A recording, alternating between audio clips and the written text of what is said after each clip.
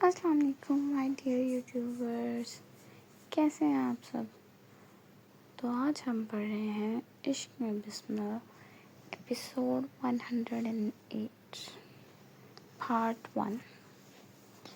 دل کی بے چینی کم نہیں ہو رہی تھی، دیدار کی پیاس بڑھتی جا رہی تھی۔ پوری رات پورا دن گزار کر اب بھی مرجان بخاری خود کو بے بس محسوس کر رہا تھا۔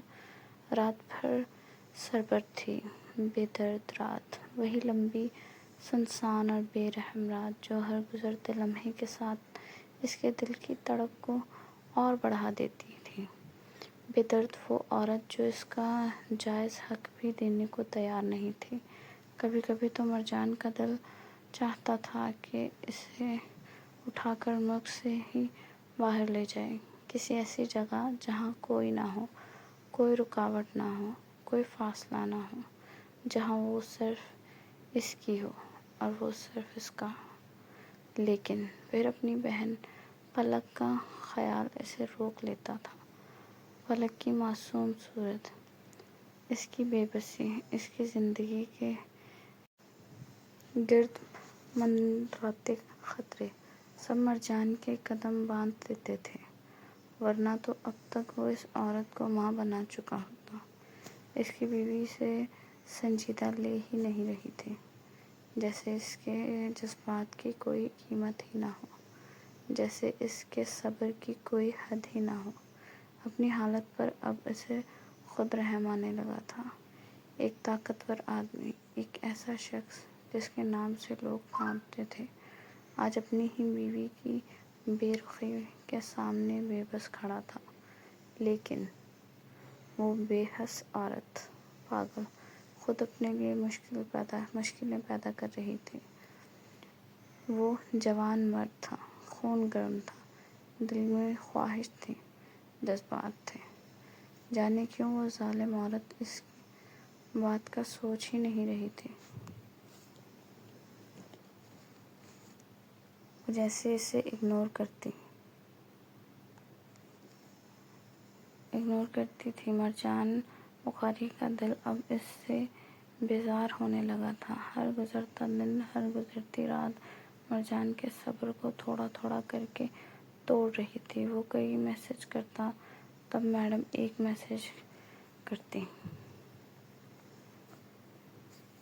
جس کے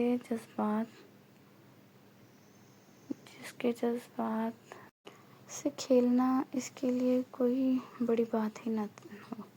جیسے مرجان کا انتظار، اس کی بے چینی، اس کی تڑپ، سب کچھ معمولی ہو۔ اپنے جذبوں کی تسکین کے لیے کہاں جائے بیچارہ مرجان؟ وہ راتوں کو جاگتا، موبائل کی اسکرین کو گھورتا، اس ایک میسج کے انتظار میں جس سے اس کی پوری دنیا رک جاتی۔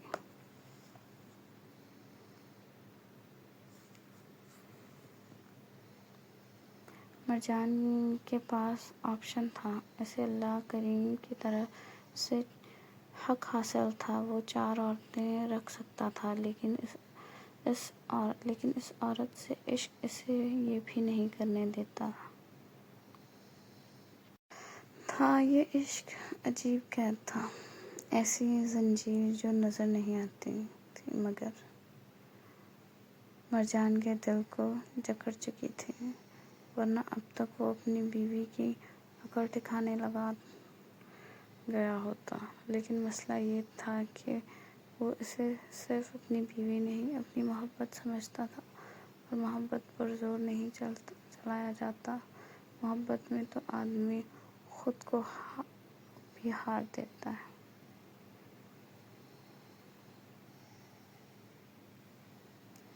بے چینی جب حد سے بڑھی تو مرجان شاور لینے گھس گیا۔ بہت دیر وہ شاور کے نیچے کھڑا دل کی آگ ٹھنڈی کرنے کی کوشش کرتا رہا تھا، لیکن یہ آگ ایسے کیسے ٹھنڈی ہو سکتی تھی؟ اس آگ کو اس کی بیوی ہی ٹھنڈا کر سکتی تھی۔ شاور لیتا وہ باہر نکلا، ٹاول لپیٹے وہ آ کر ڈریسنگ کے سامنے کھڑا ہو گیا۔ سمجھ نہیں آ رہا تھا کیا کرے۔ سارے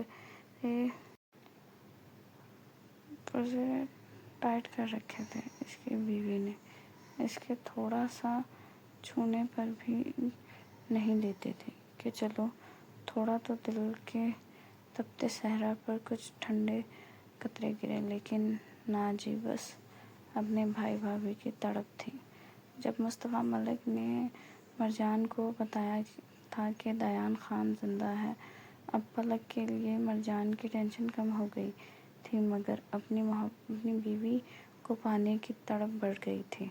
اس کی بلیک کلر کا بولنے والی بات یاد آئی تو مرجان بخاری کے ہونٹوں پر مسکراہٹ دوڑ گئی۔ اس کی بیوی اسے بیوقوف بنا رہی تھی۔ وہ تو دیکھ چکا تھا کہ وہ میرون کلر پہنے ہوئے ہے، جبکہ وہ اس سے جھوٹ بول رہی تھی کہ بلیک پہنا ہے۔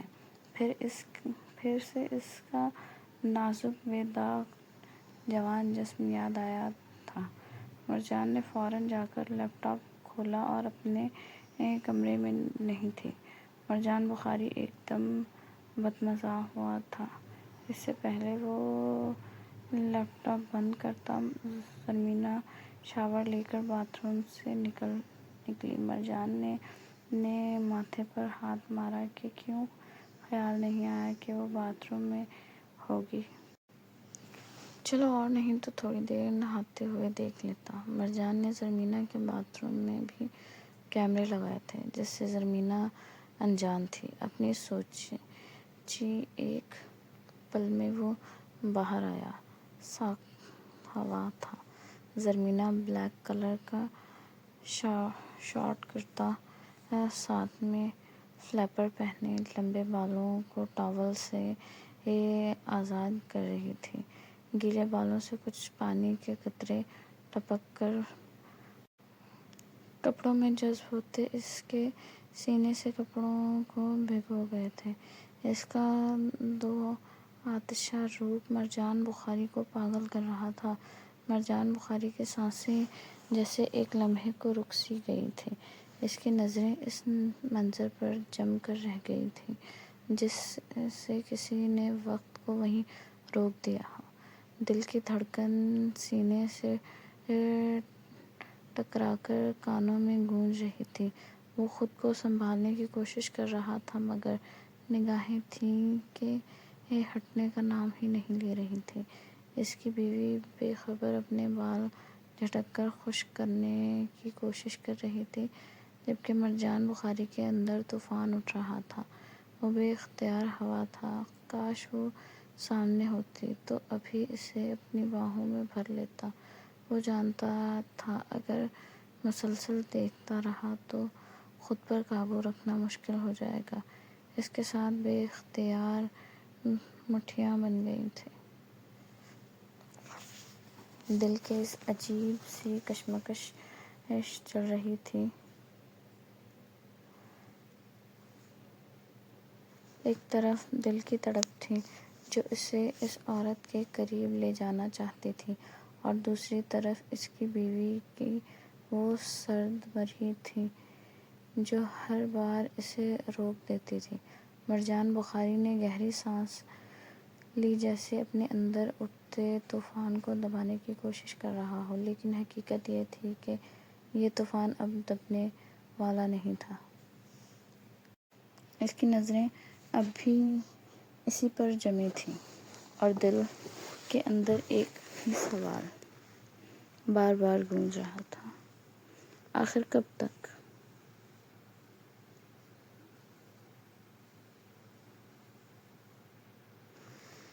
شام رات میں ڈھل چکی تھی۔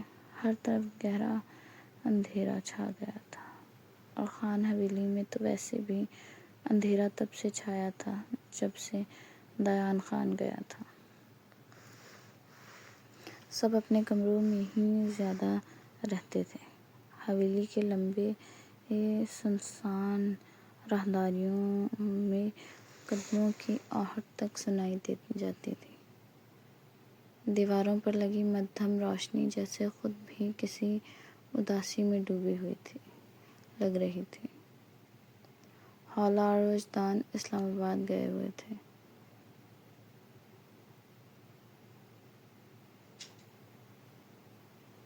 پلک اب ویسے ہی کچن سے کم باہر نکلتی تھی۔ سریا خان کی وجہ سے وہ کسی کے بھی سامنے نہیں آتی تھی۔ زرمینہ کھانا کھانے کا سوچ رہی تھی کہ اس کے فون پر رنگ ہوئی۔ اچانک اس خاموشی میں بجتی رنگ جیسے اس کے دل کی دھڑکن کے ساتھ مل گئی تھی۔ جیسے ہی اس نے نمبر دیکھا، ایک خوبصورت مسکراہٹ اس کے لبوں کو چھو گئی، وہ مسکراہٹ جو کسی کے نام سے خود بخود لبوں پر آ جاتی ہے۔ دوسری طرف مرجان بخاری کو اب بھی اسے لیپ ٹاپ میں دیکھ رہا تھا۔ اپنی بیوی کے چہرے پر دل فریب مسکراہٹ دیکھ کر اندر تک سرشاد ہو گیا۔ اس کی آنکھوں میں ایک عجیب سی چمک ابھر آئی تھی، جیسے اس نے اپنی دنیا دیکھ لی ہو۔ زرمینہ نے جیسے ہی فون کان کو لگایا، مرجان کی دلکش اور شوخ آواز گونجی، "مسز شاہ، بلیک پہنا ہے آپ نے؟ I like it." زرمینہ شرم سے لال انگارہ ہوئی۔ اسے لگا اس کا شاہ پھر وہی پوچھ رہا ہے کہ نیچے بلیک پہنا ہے۔ وہ جھنجھلا کر بولی، "اف شاہ جی، کیا ہو گیا ہے؟ کیوں ستا رہے ہیں؟ ایک ہی بات، میں نے کوئی بلیک نہیں پہنا۔" مرجان کے ہونٹوں پر شرارتی مسکراہٹ گہری ہو گئی تھی، جیسے وہ اس کی جھنجھلاہٹ سے لطف اٹھا رہا ہو۔ ارے ایسا مت کہیں جانے من، میں تو خود بلیک پہن کر آ گیا ہوں۔ آپ اب چیٹنگ نہیں کر سکتی۔ زرمینہ بوکھلا کر بولی، "کیا مطلب؟ کہاں آ گئے آپ؟" مرجان کی آواز اب اور بھی نرم اور دل میں اترتی ہوئی تھی۔ "My beautiful, gorgeous, pretty, innocent, sexy wife." "اپنی ونڈو کھول کر دیکھو۔" زرمینہ کے دل کی دھڑکن اتنی تیز تھی کہ لگتا تھا ابھی دل سینے سے باہر آ جائے گا۔ اس کے ہاتھ ہلکے سے کانپ رہے تھے، سانسیں بے ترتیب ہو چکی تھیں۔ اس نے ڈرتے ہوئے آہستہ سے کھڑکی کھول کر دیکھی۔ وہ سامنے ہی اپنی گاڑی سے ٹیک لگائے ہاتھ پینٹ کی جیبوں میں ڈالے کھڑا تھا۔ بلیک پینٹ کوٹ، کسرتی باڈی پر قیامت لگ رہا تھا۔ جیل سے سیٹ کیے بال، کلائی پر باندھی مہنگی گھڑی اور بلا کا حسین لگ رہا تھا۔ سڑک کی مدھم روشنی اس کے چہرے پر پڑ رہی تھی اور وہ اسی اعتماد سے کھڑا تھا جیسے دنیا میں اسے کسی کا ڈر نہ ہو، صرف اپنی بیوی کا دیدار لینے آیا تھا۔ ایک دیوانہ شوہر۔ اپنی حالت پر قابو پاتی زرمینہ خان بولی، "اف میرے خدا، آپ یہاں کیا کر رہے ہیں؟ پلیز جائیں، کوئی دیکھ لے گا۔" وہ اپنی مسکراہٹ دبائے بولا، "تو دیکھ لیں، سب میں کیا کروں؟ آپ جائز بیوی ہو میری۔ میں تو بلیک کلر پہنا نہ دیکھ کر ہی جاؤں گا۔ دیدار دیں گی تو چپ چاپ چلا جاؤں گا، ورنہ میں یہیں۔" اس کے لہجے میں ضد بھی تھی، شرارت بھی، اور بیوی کو دیکھنے کی دیوانگی بھی۔ زرمینہ اس کے ارادوں سے اندر تک کانپ گئی۔ شرم سے اس کے گال لال ٹماٹر بنے ہوئے تھے۔ مرجان اس کی حالت سے محظوظ ہوتا بولا، "آنے دو نا جان، دیکھ کر چلا جاؤں گا۔" زرمینہ کو اپنے دیوانے شوہر پر ٹوٹ کر پیار آ رہا تھا، لیکن ساتھ میں گھر والوں کا ڈر بھی تھا۔ اس کی نظریں کبھی کھڑکی سے باہر کھڑے مرجان پر جاتی اور کبھی حویلی کے سنسان صحن پر، جیسے وہ خود سے لڑ رہی ہو۔ دل شوہر کے پاس جانے کو کہہ رہا تھا اور خوف اسے وہیں روک کر رکھ رہا تھا۔ ایپیسوڈ جاری ہے۔ آپ لائک کریں، شیئر کریں، کامنٹ کریں اور سبسکرائب کریں تاکہ آنے والے ہر ایپیسوڈ کا نوٹیفیکیشن آپ کے پاس سب سے پہلے آئے۔ دعاؤں میں یاد رکھیں۔ اللہ حافظ۔